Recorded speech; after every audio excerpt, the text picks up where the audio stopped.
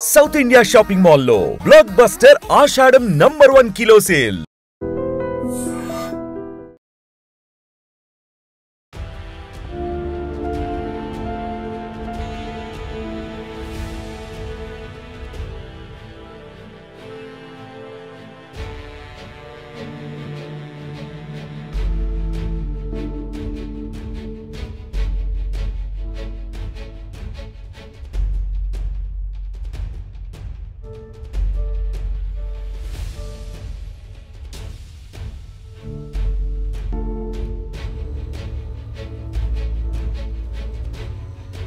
నమస్తే, welcome to I dream. నేను మీ Lakshmi. Present మనమైతే వానప్రస్థ ఓల్డ్ ఏజ్ హోమ్ దగ్గర ఉన్నాం. సో ఇక్కడ ఇటు అటు నా వైపున కూర్చున్న వాళ్ళు రిటైర్డ్ టీచర్స్. మేడం, పిల్లలంటే ఏంటి, జీవితం అంటే ఏంటి, వృద్ధాప్యం అంటే ఏంటి అంటే చెప్పడానికి చాలా విషయం ఉంది, తెలుసుకుంటారన్నారు. ఖచ్చితంగా ఇది నా ఒక్కదానికే కాదు, మనందరికి ఉపయోగపడే సబ్జెక్ట్ అని చెప్పి మాట్లాడడానికి ఇక్కడికి వచ్చాను. సో మనం నడిచినంత కాలం జీవితం బాగానే నడుస్తుంది, ఏదో ఒక్క ట్విస్ట్ చాలు మొత్తం తిరిగిపోవడానికి. సో అలాంటిదే వృద్ధాప్య దశలో మనం లైఫ్ని చాలా ప్రశాంతంగా వెళ్ళిపోవాలి. చుట్టూ పిల్లలు, మనవళ్ళు, మనవరాళ్ళు, ఒక రెస్ట్ టైం అని ఫీల్ అవుతూ ఉంటాం. కానీ ఆ పరిస్థితులు ఇప్పటికి ఉన్నాయా అంటే ఈ టీచర్స్, రిటైర్డ్ టీచర్స్ ఏమంటున్నారో వాళ్ళ మాటల్లో విందాం. నమస్తే మేడం. నమస్తే అమ్మా. ఏం చెప్తారు, ఎందుకు వచ్చారు? సీతారామలక్ష్మి అండి నా పేరు. నేను రిటైర్ అయిపోయి 20 ఏళ్ళు అయిపోయింది. నేను లాస్ట్ ఇయర్ ఇక్కడ జాయిన్ అయిపోయాను. 1 ఇయర్ నుంచి ఇక్కడే ఉంటున్నాను. మా అమ్మాయి ఒక్కతే అమ్మాయి, తను అమెరికాలో వాళ్ళ ఉద్యోగరీత్యా వెళ్ళిపోయారు. నేను ఒక్కతినే ఉండలేక లాస్ట్ ఇయర్ ఇక్కడికి వచ్చాను. ఇక్కడ నా లైఫ్ ఎండ్ అయ్యే వరకు ఇంకెక్కడికి వెళ్ళను, ఎవరిళ్ళకి వెళ్ళను. Strong decision. Okay, there is no. టీచర్గా ఎంతోమంది పిల్లలకి పాఠాలు చెప్పి, రే జీవితం అంటే ఇలా ఉంటుంది, చదువు ఒకటే కాదు, వాల్యూస్, అమ్మ నాన్న, గురువులు, వీరందరినీ మీరు ఎలాగా గౌరవించాలి, సొసైటీలో ఎలాంటి నాలెడ్జ్గా మీరు ముందుకు వెళ్ళాలి, ఇవన్నీ టీచ్ చేసి ఎలా మనం ప్రవర్తించాలి, ఎలా పేరెంట్స్ తోటి ఎలా ఉండాలి. ఇప్పుడు పేరెంట్స్ మన చిన్నప్పుడు ఎంత బాగా చూస్తున్నారు, రేపు పొద్దున మీరు కూడా మీ పెద్దవాళ్ళు అయ్యాక మీ పేరెంట్స్ని అంత గౌరవంగా, అభిమానంగా, ప్రేమగా చూడాలి అని మేము అప్పటికి నేర్పుతాం ముందే. తల్లిదండ్రులు మనకి దైవ సమానులు, తెలిసిందా? దేవుడు తర్వాత మనకి ప్రపంచంలో కనిపించే తల్లిదండ్రులు ఎవరంటే తల్లిదండ్రులే దేవుళ్ళు. వాళ్ళని మనం గౌరవించాలి, వాళ్ళని ప్రేమించాలి, వాళ్ళని బాగా చూసుకోవాలి. అది మనకు ఉన్నంతలో వాళ్ళని కూడా చేరతీసి వాళ్ళ లైఫ్ ఎండ్ అయ్యే వరకు ప్రశాంతంగా చూడాలి. ఈ ఏజ్లో ఈ వనప్రస్థాన దగ్గరికి మీరు వచ్చిన తర్వాత ఏంటి అసలు సొసైటీలో కానీ, పిల్లల్లో కానీ, పెద్దవాళ్ళలో వచ్చిన చేంజెస్ని ఏం చూసారమ్మా? ఏముంటాయమ్మా, మన పరిస్థితులు, మన వాతావరణాన్ని బట్టి చేంజ్లు వస్తున్నాయి. పిల్లలకి ఉద్యోగాలు రాక ఇదివరకు ఇండియాలో ఉద్యోగాలు వచ్చే ఊళ్ళలో ఇప్పుడు రావట్లేదు, ఎక్కడెక్కడికో వెళ్ళిపోతున్నారు ఉద్యోగాల కోసం. ఏ ఊళ్ళో దేశాలు వెళ్ళిపోతున్నారు. వెళ్ళిపోబట్టి మరి ఈ ముసలాళ్ళు ఏం చేస్తారు, ఇలా ఓల్డేజ్ హోములు వెతుక్కుని వస్తున్నారు. ఇక్కడ ఏమిటంటే సేఫ్టీ, అదే ఏ చుట్టాల ఇంట్లో ఉన్నా అవ్వదు. వాళ్ళకి మనీ పే చేయాలి, మనం పని చేయాలి, అన్నీ ఇలాంటి బోల్డ్ సమస్యలు ఉంటాయి. ఇదైతే అలాంటి సమస్యలు ఏమి ఉండవు, హ్యాపీగా ఉండొచ్చు. మేము ఏ పని చేయక్కర్లేదు, హ్యాపీగా హాయిగా గెస్ట్ లాగా ఉండడం. వాళ్ళు టైంకి పెడుతూ ఉంటారు, ఏ టైం టు టైం కాఫీ, టిఫిన్లు, భోజనాలు అన్నీ టైం టు టైం మా దగ్గర తీసుకొచ్చి ఇస్తున్నారు. అని చెప్పి మేము ఇక్కడ చాలా హ్యాపీగా ఉన్నాం. తర్వాత మా ఏజ్ గ్రూప్ వాళ్ళు కూడా 4 ఉంటాం. ఒకళ్ళొకళ్ళు కష్ట సుఖాలు షేర్ చేసుకుంటూ ఉంటాం. అదే ఎవరింట్లోనే ఉంటే మనకి ఇలాంటి అవకాశాలు లేవు. చుట్టాలలో అక్కడ ఉంటే ఉండదు. ఇక్కడ కాబట్టి 4కి ఈ ఏజ్ వచ్చింది, ఇక్కడ ఉన్నాం. ఒక్కళ్ళది ఒక సమస్య, నా సమస్య వేరు, ఆవిడ సమస్య వేరు, ఇలా ఒక్కళ్ళది ఒక సమస్య. కానీ మొత్తం మీద అన్ని సమస్యలు కలిసి సూదిలో దారంలా ఇక్కడ కూర్చుంటున్నాం. నిజమైన ఒంటరితనం అంటే ఏం చెప్తారు? అమ్మ భయంకరమైంది. మనిషి జీవితంలో 4 దశలు: బాల్యము, యవ్వనము, కౌమారము, వార్ధక్యము. వార్ధక్యం గడవడం అనేది చాలా కష్టం ఎవరికైనా. అంటే ఎనీబడి, ఎంత డబ్బు ఉన్న వాడికైనా వార్ధక్యం గడవడం అనేది మాత్రం చాలా కష్టం. ప్రేమ, అభిమానాలు డబ్బులతో కొనలేము, అవి కొనుక్కునే వస్తువులు కాదు. వాళ్ళ మనస్ఫూర్తిగా హృదయంలోంచి రావాలి. అలాంటి ప్రేమలు ఇప్పుడు చాలా తగ్గిపోయాయి. అంచేత ఏం చేస్తాం, ఇలా ఓల్డేజ్ హోమ్లకు వచ్చి ఉండడం. ఎవరింట్లో ఉన్నా మనకి ఈ రక్షణ ఉండదు, సేఫ్టీ ఉండదు, వాళ్ళు సరిగ్గా చూస్తారని చెప్పలేము, మన లైఫ్ ఎండ్ అయ్యే వరకు కూడా ఉండలేము. అని చెప్పి ఇలాంటివి రావడం చాలా మంచిది. ఇలాంటివి అభివృద్ధి చెందాలి. నన్ను అడిగితే ఇలాంటి అభివృద్ధి చెందాలి. పిల్లలు కూడా తెలుసుకోవాలి. ఎంతసేపు తల్లిదండ్రులు అన్నీ కష్టపడి వాళ్ళు తిని తినక చదివించి ఉద్యోగస్తులు చేస్తూ ఉంటారు. వాళ్ళు మానవాళ్ళు రెక్కలు రాగానే వెళ్ళిపోతారు. తల్లిదండ్రుల పరిస్థితి ఓ 10 ఏళ్ళు పోయాక వాళ్ళకి ఇదే గతి అవుతుంది కదా. ఇలాంటి హోములకి వాళ్ళు రావాలి. ఈ మధ్య ఒక చోట చిన్న కథ చదివాను. ఏంటంటే తన తల్లిని వాడు ఓల్డ్ ఏజ్ హోమ్లో పెట్టాడు. పెడితే అక్కడ గాలి వెలుతురు లేదట. బాబు నువ్వు 10 ఏళ్ళు పోతే నువ్వు ఇక్కడికే రావాలి. ఈ రూమ్లో చూడితే ఫ్యాన్ లేదు, ఇది సూర్యకిరణాలు పడవు, గాలి లేదు, వెలుతురు లేదు. నాయన ఇప్పుడు నేనంటే అలాగో అలా ఏడుస్తాను. ఓ 10-15 ఏళ్ళు పోతే నువ్వు కూడా ఇక్కడికే రావాలి నాయన అందుట తల్లి. అప్పుడు వాడికి జ్ఞానోదయం అయిందిట. రేపు పొద్దున్న నా పరిస్థితి ఇదే. అది తెలిసిందా? ప్రతి వాళ్ళ పరిస్థితి ఇదే. జీవిత చక్రం, ఇది బండి చక్రం. ఈ చక్రాన్ని ఆవిడ ఆపలేడు, ఆగదు. ఇలా రన్ను. ఎంత డబ్బు ఉన్న వాడికైనా మనిషి తోడుంటానమ్మా. నా దగ్గర ఇంత డబ్బు ఉంది, 100 రూపాయలు ఉన్నాయి, ఒక వెళ్ళి 100 రూపాయల నోటు ఇచ్చి నాకు కాఫీ టిఫిన్ తే అంటే తెస్తుందా? దానికి మనకు చేసేవాళ్ళు ఉండాలి. మన చేతి దగ్గరికి పట్టుకొచ్చి పెట్టేవాళ్ళు ఉండాలి. అంటే ఇలాంటి హోములు బాగా అభివృద్ధి చెందాలని నేను మనస్ఫూర్తిగా కోరుకుంటున్నాను. అందరూ హ్యాపీగా ఉంటారు ఇలాంటివి చెందితే. అంటే పిల్లలు వెళ్ళిపోగానే వాళ్ళు ఇక్కడికి వచ్చి పూర్వం మహారాజులు వాళ్ళను రాజ్యాభిషేకం చేసి వాళ్ళ పిల్లలకి వెళ్ళిపోతూ ఉంటారు. కందమూలాలు తింటూ అడవుల్లోకి వెళ్తే చేస్తున్నారు. ఇప్పుడు ఇవే అనమాట మనకి. ఇలాంటి వృద్ధాశ్రమాల్లోకి వస్తే ఇక్కడ 4 ఇదే ఏజ్ గ్రూప్ వాళ్ళు ఉంటారు. అందరితో సరదాగా రామకృష్ణ అంటూ కాలక్షేపం చేస్తాం. ఇక్కడ చాలా హ్యాపీగా ఉన్నాం మేము.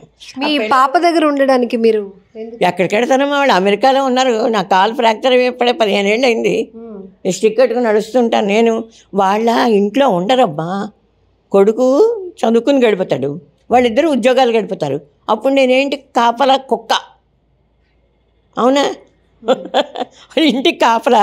వాళ్ళు వస్తే గిన్నెలు చెమ్ములు ఉండే తోమి, అన్నం గిన్నెలు ఏమైనా తోమి, ఏమైనా పని చేయమంటే ఓపికనంత వరకు చెయ్యాలి. అవునా కాదా? చెయ్యొద్దే. మన ప్రాణమే ఒప్పదు.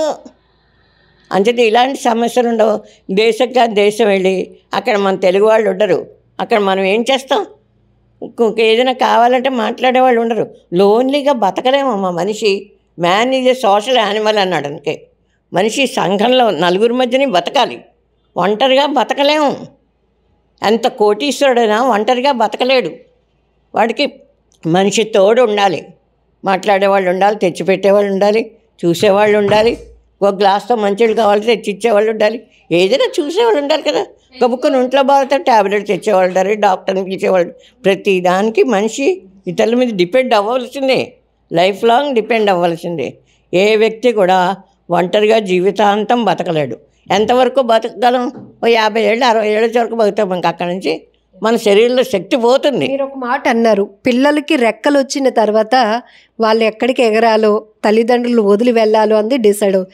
భార్యాభర్త అంటే మీకు తెలిసిన విషయం, మీరైతే బాగా చెప్తారు ఎందుకంటే అంత నాలెడ్జ్గా ఒక టీచర్ కాబట్టి, రిటైర్డ్ టీచర్ కాబట్టి.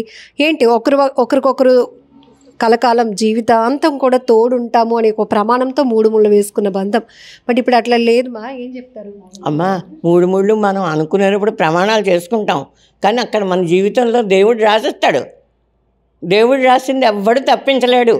మనం అనుకుంటాం మన భార్య పిల్లలే మన ప్రపంచం అని, కానీ మధ్యలో ఏ వాళ్ళైనా సడన్గా పోవచ్చు. మన చేతుల్లో ఏం లేదు ఇక్కడ. తెలిసిందా? అనుకుంటాం మనం చచ్చే వరకు భార్యను వదలం, చూసుకుంటామని. అలాగే పిల్లల మీద పంచప్రాణాలు పెట్టి చదివిస్తాం. మధ్యలో సగం జీవితంలో వాడు పోతే ఏం చేస్తారు? ఆ తల్లి ఉంటే తల్లి ఎంత కష్టపడి పిల్లల్ని చదివించి వాళ్ళు ప్రయోజకులు చేస్తుంది. బాధ్యత అలా పెట్టాడు దేవుడు.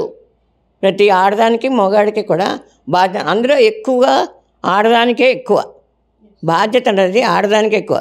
తనకి నోటికి వెళ్ళదు తిండి. పిల్లలు తిన్నారా లేదా, పిల్లల మీదే మనస్సు. అంటే తను మంచి బట్టలు కొట్టుకుని కూడా కొనుక్కోకుండా పిల్లల చదువులు, వాళ్ళ ఉద్యోగాలు, వాళ్ళు దేనికి అవసరాలు వస్తాయో అన్న ఆలోచన తల్లికి ఎప్పుడు రాత్రి పగలు ఉంటుంది. తెలిసిందమ్మా? అంటే తల్లి ఫస్ట్ ప్రథమ దైవం ఎవరంటే తల్లే. నా దృష్టి వార్తలు చూస్తున్నారుగా, టీవీ చూస్తున్నారా? అంటే ప్రేమించే వాళ్ళ కోసం భర్తల్ని చంపేస్తున్నారు, పిల్లల్ని వదిలేసి. అవన్నీ మనకెందుకు, మన బుర్రలు పాడు. అది చూసి ఏమనిపించింది? దరిద్రం, అలాంటి సొసైటీలో ఉండకూడదు. అలాంటి వాడిని కఠినంగా శిక్షిస్తే పోలీస్ డిపార్ట్మెంట్ వాళ్ళు ప్రియుడి కోసం ప్రియుడి కోసం భర్తను చంపేసింది అన్నప్పుడు దాన్ని 10 మందిలో పెట్టి దానికి పనిష్మెంట్ ఇవ్వాలి. మళ్ళీ రేపు పొద్దుట ఇంకో తెవత్తే అలా తయారవకుండా. ఈ వాల్యూస్ ఎందుకు తగ్గుతూ వస్తున్నాయమ్మా? మీరు అన్నట్టు ఒక మహిళ పైనే కుటుంబ బాధ్యత, వృత్తి బాధ్యతలు ఉంటాయి. ఒకవేళ వర్కింగ్ ఉమెన్స్ అయితే అంటే మగవారు ఎంత బాధ్యతగా ఉంటారు, ఇంకాస్త ఎక్కువగా మనకు ఉంటుంది ఆ మోతాదు. అలాంటి పరిస్థితుల్లో చాలా ఎక్కువ ఆడదాని బాధ్యత ఇంకా ఎక్కువ. దానికి మమకారం, పిల్లలు ఇలా కడుపుతో ఉన్న దగ్గర నుంచి తన పిల్లల మీద ఆశతోటే ఉంటుంది. పుట్టిన దగ్గర నుంచి చంటి గుడ్డ దగ్గర నుంచి ఆ పిల్లల మీద ప్రేమతోటే ఉంటుంది. వాళ్ళ గురించే వాళ్ళు కొంచెం పెద్దవాళ్ళు స్కూల్కి వెళ్తున్నా వాళ్ళు జాగ్రత్తగా వస్తున్నారా లేదా, చదువుకుంటున్నారా లేదా, వాళ్ళు తింటున్నారా లేదా, ఇదే తల్లి దృష్టి. తల్లికి పిచ్చి ప్రేమ ఉంటుంది పిల్లల మీద. అది వాళ్ళు అర్థం చేసుకోవాలి. పెద్దవాళ్ళు అయ్యాక వాళ్ళు అర్థం చేసుకుని ఆ తల్లిదండ్రులను కూడా బాగా చూడాలి. వాళ్ళకి ఇలాంటి బాధ్యతలు అడ్డం వస్తాయి. ఇది బండి చక్రం, రౌండ్ అబౌట్ తాను కదా, వాచిలాగా అలా తిరుగుతూనే ఉంటుంది ఈ చక్రం. వాళ్ళకి అనుభవం. రేపు పొద్దున మా అమ్మ వాళ్ళు ఇంత కష్టపడ్డారు, మేము అలా కష్టపడాలి అని జ్ఞానం వస్తుంది. పిల్లల్ని జాగ్రత్తగా చూసుకోవాలి, పేరెంట్స్ చూడాలి అన్న అభిప్రాయం కూడా రావాలి వాళ్ళలో. ఇంకా వస్తుందో లేదో తెలీదు. ఇప్పటికే వస్తున్న మార్పులు టీవీలో ఇప్పటికీ వస్తున్నాయి. ఇప్పటికీ ఇలాంటి ఓల్డేజ్ హోమ్లు ఎందుకు వస్తాయమ్మా? పూర్వం ఎప్పుడన్నా విన్నామా? ఓ 10-15 ఏళ్ళకి కూడా నేను ఓల్డేజ్ హోమ్ అంటే నాకు తెలీదు. ఈ మధ్య ఇంకా ఇప్పుడు ఏంటంటే ఈ పరిస్థితులను బట్టి ఇంకా పెరగాలి. వీధి కూడా వచ్చేయాలేమో ఓల్డేజ్ హోమ్. ఏం చేస్తాను, అలాంటి వాతావరణం వచ్చేస్తాను. పిల్లలకి ఇంకో వాళ్ళనే అనలేము. ఏమంటే వాళ్ళకి మనం అంతంత డబ్బు కూడబెట్టి ఇవ్వలేదు. మన తాతను మించి చదివించినప్పుడు వాళ్ళు ఉద్యోగాలు ఇచ్చా ఇక్కడ ఉద్యోగాలు దొరకట్లేదు. ఇప్పుడు మా టైంలో మాకు ఏదో గవర్నమెంట్ ఉద్యోగానికి టీచర్గా ఈ ఊళ్ళో దొరికింది. కానీ పిల్లలకి ఎక్కడ దొరుకుతుందా? ఇక్కడ లేదు. అదే ఇప్పుడు ఎక్కడికో వెళ్ళిపోతున్నారు ఆ ఉద్యోగరీత్యా. వెళ్ళిపోతున్నప్పుడు అక్కడ వాడి పెళ్ళాం పిల్లలు వాళ్ళ ఫ్యామిలీతో ఉంటారు. అంచేత ఇలా ఆటోమేటిక్గా ఈ ప్రేమలు అభిమానాలు గ్రాడ్యువల్గా తగ్గి వస్తూ ఉంటాయి. అంచేత పెద్దవాళ్ళు కూడా రేపు పొద్దున మన పిల్లలు పెళ్ళిళ్ళు వెళ్ళిపోయాక వీళ్ళు కూడా వాళ్ళ మార్గం వీళ్ళు వెతుక్కోవాల్సిన రోజులు వచ్చాయి. తల్లిదండ్రులు కూడా ఎలా బతకాలి, మనం ఏం చెయ్యాలి, పిల్లల మీద డిపెండ్ అవ్వకుండా ఉండాలి అన్న ఆ ఐడియాలు వీళ్ళబొరలో వచ్చేస్తున్నాయి. ఇప్పుడు ఈ వాతావరణాన్ని బట్టి ప్రతి కొంపలోనే ఉంటున్నాయి ఇలాంటివి. అంచేత వచ్చేస్తాయి గ్రాడ్యువల్గాను. Thank you. ఇప్పుడు ఇంకొక రిటైర్డ్ టీచర్ ఉన్నారు. సారీ మా ముందు అంటే నమస్తే, మీ పేరు? నా పేరు కనకరత్నమ్మ. ఎక్కడ చేసేవాళ్ళు? నేను ఇక్కడే పుట్టి పెరిగిన ఊరు, ఇక్కడే ట్రైనింగు. ఇక్కడ అంత అయిన తర్వాత నాన్నగారికి విజయనగరం ట్రాన్స్ఫర్ అయిపోయింది. అక్కడికి వెళ్ళిన తర్వాత జాబ్ అయ్యింది. పూర్తి సర్వీస్ చేసి రిటైర్ అయిపోయాను. ఈలోగా నాన్నగారు అమ్మగారు వెళ్ళిపోయారు. పాప ఒకటి ఉంది. పాప మ్యారేజ్ చేసేసాను. అక్కడ సొంత ఇల్లు ఉంది. అయితే నా లైఫ్ గురించి నేను ఆలోచించాలి కదా. మా వారు ముందే వెళ్ళిపోయారు. ఇక నేను ఒంటరిని. ఏదైనా సరే పాప పెళ్లి చేసిన తర్వాత అత్తవారింటికి వెళ్ళిన తర్వాత వాళ్ళ ఇంట్లో ఉండడం పద్ధతి కాదు కదా. అందుకని తమ్ముడి దగ్గరికి వచ్చేసానమ్మా. విజయనగరం వెళ్ళమ్మి వచ్చేసాను. విజయనగరం వచ్చిన తర్వాత తమ్ముడు బాగానే చూశాడు. కానీ ఈ మధ్య బాగలేదు తమ్ముడికి. ఇంకా అతడికి బాగలేనప్పుడు అతడికి చేసి నాకు చెయ్యాలి అంటే ఇంట్లో వాళ్ళకి ఇబ్బంది కదా. అందుకని వచ్చేసానమ్మ. నేను వచ్చేసినప్పుడు పాప దగ్గరికి వెళ్ళిపోవాలంటే వాళ్ళు పిల్లలతో ఉంటారు, వాళ్ళు ఇబ్బంది పెట్టడం ఎందుకు? మనం ఫ్యాషన్ వస్తుంది. ఏదో ఇక్కడ కృష్ణారామ నలుగురిలోనూ ఉంటే పిల్లలు సంతోషం, హ్యాపీ లైఫ్ అమ్మ నాకు. కానీ సర్వీస్ అన్నాళ్ళు మా పిల్లలకి ఎంతో ప్రేమగా చూసామమ్మా. మా ఒపీనియన్ అంతా ఆ పిల్లల మీదే పెట్టి దృష్టి పెట్టి వాళ్ళు అమెరికా వెళ్ళే వరకు కూడా వాళ్ళు అంత తీర్చిదిద్దాం విజయనగరంలో. ఇప్పటికీ ఆ పిల్లలు ఫోన్లు చేస్తూనే ఉంటారమ్మా నాకు. మేడం గారు ఎలా ఉన్నారండి అంటే 8 years వచ్చాయి కదా, ఏమైపోయాను వాళ్ళ తపన. మీ పిల్లలు మీ స్టూడెంట్స్ మా అమ్మాయి పక్కనే ఉంది, కంచరపాలెమేను. వారం వస్తుంటుంది చూస్తుంటుంది. కానీ మా హ్యాండ్స్లో పెద్ద అయిన పిల్లలు వాళ్ళంత ఒపీనియన్తో ఉన్నారు అంటే నేను ఎంత గర్వపడ్డానో. అదే రిజల్ట్. మీరు ఏం సాధించారు అంటే నేను సాధించింది అదేనమ్మా, పిల్లల అభిమానం. అమెరికా నుంచి ఫోన్ వస్తుంటుంది, తర్వాత బెంగళూరు నుంచి హైదరాబాద్లో నా దగ్గర చదివిన పిల్లలందరూ పెద్ద పెద్ద పోస్టులో ఉండి ఫోన్లు చేస్తారు, మేడం ఎలా ఉందండి, మీ హెల్త్ ఎలా ఉందండి. అది చాలమ్మా, ఇక్కడ మాకు హ్యాపీగా ఉంది బాబు, పర్వాలేదు, నా గురించి మీరేం బెంగపడక్కర్లేదు. హెల్త్ రీత్యా ఏదో హెల్త్ రీత్యా వస్తుంటాయి చిన్న చిన్న సమస్యలు, డాక్టర్ గారు వస్తారు, డాక్టర్ గారు చూస్తారు, పర్వాలేదు, బాగానే ఉన్నాను అని చెప్పానమ్మా. గ్రేట్. సో ఇందులో కూడా ఆనందం వెతుక్కొని ఉండడం అనేది చాలా ఇంపార్టెంట్. ఇక్కడ ఆనందం నిజంగా గాడ్ ఈజ్ గ్రేట్. మేము చాలా సంతోషంగా ఉంటామమ్మా. మా అల్లుడు కూతురు వచ్చిమన్నారు, అయినా నేను వెళ్ళలేదు.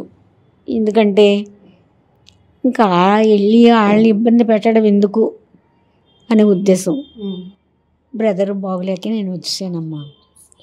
సో ఓల్డ్ ఏజ్ హోమ్స్కి వెళ్తే సింపతి అని కాదు, కానీ మన లైఫ్ని కాస్త లీడ్ చేయడానికి కావాల్సిన మెసేజ్ ఒక చాలా ఎఫెక్టివ్గా దొరుకుతుంది అనడానికి నేను ఎప్పటికప్పుడు అదిగో సీతామహాలక్ష్మి అమ్మగారితో నాకు ఒక 1 year bonding. So last year మాట్లాడినప్పుడు ఒకటే చెప్పాను, పిల్లలు తల్లిదండ్రులు వదిలించుకోవడానికి ఎలా ప్లాన్ చేస్తున్నారో ఒక 45 ఏజ్ దాటినాక తల్లిదండ్రులు కూడా అలర్ట్ అయిపోండి.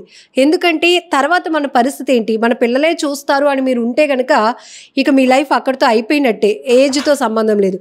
బట్ మీరు ఎప్పుడైతే అలర్ట్గా ఉంటారో తర్వాత జరిగే ఫ్యూచర్ని కూడా మీరు ఎక్స్పెక్ట్ చేసుకొని ఉన్నంతలో ఎలా ప్లాన్ చేసుకుంటారో అదే మీ ఎండ్ లైఫ్ అని చెప్పారు. అంతే కదమ్మా? అంతేనమ్మా.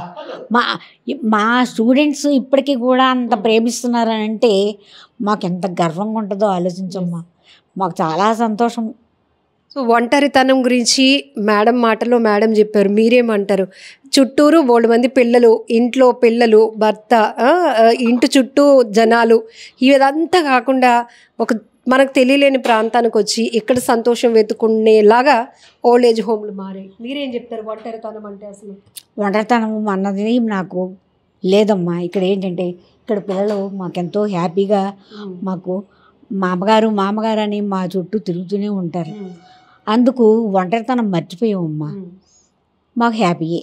సో మొదటి నుంచి మన అనేటప్పుడు మన ఫ్యామిలీ, మన కుటుంబ వ్యవస్థ ఎంత లేదన్నా స్వార్థం, మన అమ్మ నాన్న మన పిల్లల తర్వాతే మనకి ఏదైనా అనే స్థాయి నుంచి ఇప్పుడు మొత్తం వాల్యూస్ పోతూ వస్తున్నాయి, మారిపోతూ వస్తుంది. మాట అనడానికి కూడా చాలా డేరింగ్ కావాలి. కానీ పాప వస్తుంటారమ్మా, వారం వారం వచ్చి చూసి వెళ్ళిపోతూ ఉంటారు. కానీ నాకు ఇక్కడున్న అటాచ్మెంటు ఇంకెక్కడ దొరకదు, అంత ఆనందం. సో ఒక రిటైర్డ్ టీచర్గా చెప్పండి మా, ఇప్పుడు సీతాలక్ష్మి గారు చెప్పినట్టు ఇక్కడ ఉద్యోగాలు దొరకపోవడం వల్ల వేరే చోట్ల ఉద్యోగాలు వెతుక్కుంటూ వెళ్ళిపోయి అక్కడ సెట్ అయిపోవాలి, తల్లిదండ్రులకి కాస్త గ్యాప్ మెయింటైన్ అయ్యి ఆఖరికి పిల్లలు ఎక్కడో ఉన్న తల్లిదండ్రులు ఫోన్లో మాత్రమే వాళ్ళు టచ్లో, ఎందుకు ఇది వస్తుందంటారు? అంటే ఇప్పటి వరకు మీరు పరిశీలించిన దాంట్లో ఏమనిపించింది? స్వార్థం అమ్మా. ఇప్పుడు జనరేషన్ బట్టి పిల్లలు డబ్బు యావగేషన్లో పడిపోయి, ఎందుకంటే మా మేనలుడే ఉన్నాడు, అలా నాన్నగారు బాగోలేదు. ఇప్పుడు ఎక్కడ బెంగళూరులో జాబు 2 పిల్లలు, వీళ్ళ గురించి ఆలోచించకుండా మరి జాబ్ గురించి, మరి డబ్బు యావగేషన్ గురించే కదా వెళ్ళిపోయాడు. అలాంటి కొడుకులు ఉంటే ఈ జనరేషన్లోనూ ఎలా ఉంటుందమ్మా మనస్తత్వం? తల్లి తండ్రికి ఎంత బాధగా ఉంటుంది చెప్పండి. ఇప్పుడు ఉన్నారు మా తమ్ముడు మరదలు, అంటే మా మేనల్లుడు తల్లి తండ్రి, వాళ్ళు ఎంత బాధపడతారు? డబ్బు యావగేషనే కదా, కామను డబ్బు గురించే దూరాభారం వెళ్ళిపోతున్నారమ్మా మన వాళ్ళు. కానీ ప్రేమ అభిమానాలు ఉంటాయి, కానీ ఆ బాగలేని మనిషి వెళ్ళిపోయారు అంటే ఇక్కడ దొరకవా ఏమైనా ఉద్యోగాలు? ఇక్కడ వదిలి వెళ్ళిపోయారు అంటే డబ్బు యావగేషనే కదా. అందుకు నా మనసు నన్ను రమ్మన్నారు, నేను రానని చెప్పాను.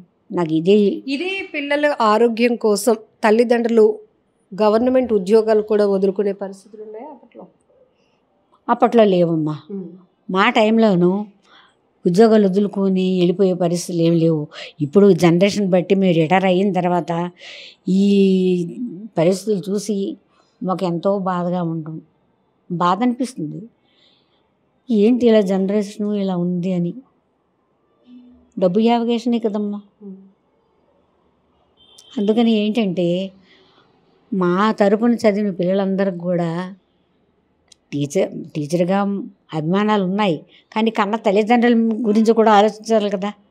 మేమే ఇలా ఉన్నామంటే వాళ్ళ కన్న తల్లిదండ్రులు ఇంకెలా ఉంటారమ్మా, అది ఆలోచించాలి కదా. వాళ్ళును నాకు ఫోన్ చేసినంత మాత్రాన నేను సాటిస్ఫై అయింది. తల్లిదండ్రుల గురించి కూడా వాళ్ళు ఆలోచించాలి. ఎందుకంటే సపోజు మా మేనల్లుడి గురించే చెప్తున్నానమ్మా. వాళ్ళ నాన్నగారు మంచం పెట్టిస్తున్నారు, వాళ్ళ అమ్మగారు కూడా బాగలేరు. అలాంటప్పుడు చూసుకుంటారు, ఇద్దరు ఆడపిల్లలు ఉన్నారు, ఆడపిల్లలు చూస్తున్నారు వాళ్ళిద్దరిని.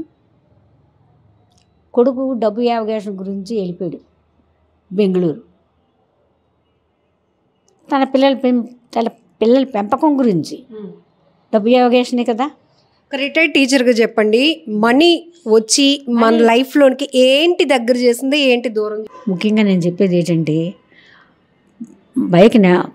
ఏంటంటే ఎంతైనా సరే డబ్బు యావగేషన్లోనూ ప్రేమ అభిమానం అంటూ లేవు.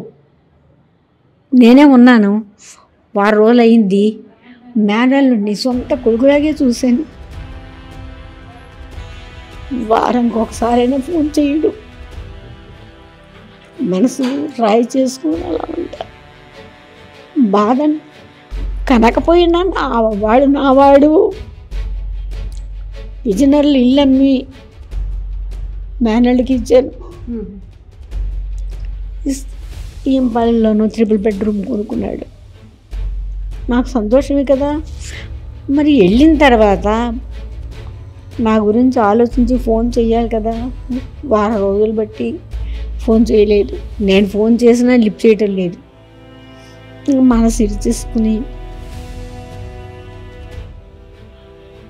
భగవంతుడికి దండం పెట్టుకుని కూర్చుంటాను. ఆవిడ నేను ఏదో ఫ్యామిలీ ఫ్రెండ్స్ లాగా, కోలీగ్స్ కదా, తప్పదు, అందరూ ఫ్యామిలీ అయిపోవాలి ఇక్కడ. అందులోనమ్మా మేమంతా ఈ రూమ్లో ఉన్న వాళ్ళందరం కూడా ఎంతో ఫ్యామిలీ ఫ్రెండ్స్గా. మీరు చెప్తుంటే ఆవిడ అక్కడ కుర్చీలో కన్నీళ్ళు పెట్టుకుంటారు. ఆవిడెవరు? ఆవిడ ఇక్కడ మెంబరేనమ్మా. 4 రోజులు అయింది వచ్చి. తను కూడాను ఎవరు లేరు, ఉన్నారు ఈ రూమ్లో ఉన్నారు ఇద్దరు.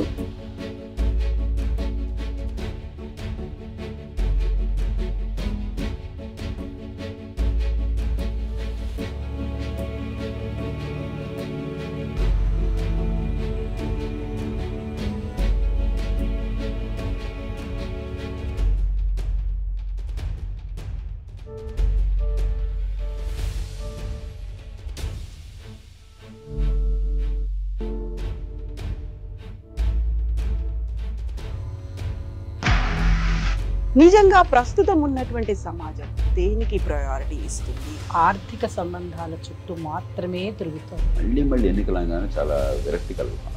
మంచి అనిపిస్తుంది కదా, లేడీస్ కూడా ఛాలెంజింగ్ జాబ్స్ చేసినప్పుడు చాలా బాగుంటది. ట్రాఫిక్ అసిస్టెంట్స్ గా నియమించిన ట్రాన్స్జెండర్స్ అందరితో సాల్యూట్ చేయించుకుంటున్నారు. ఫుడ్ డెలివరీ ఇవ్వటానికి వెళ్ళినటువంటి డెలివరీ బాయ్ అనిల్ పై కళ్ళ ముందు పెళ్ళండి